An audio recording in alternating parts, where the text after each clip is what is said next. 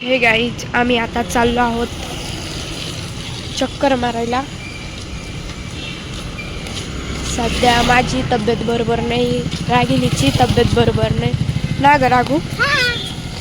तिला सर्दी झाली, मला सर्दी झाली, तिला पण ताप झाला, मला पण ताप झाला.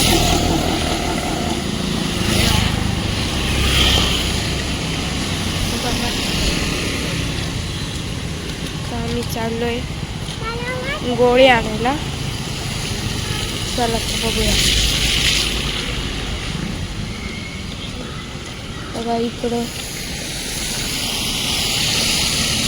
खूप भारी व्ह्यू आहे.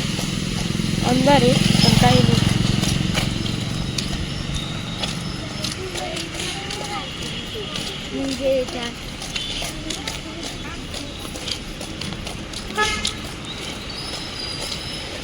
इथं बघा रोड आहे.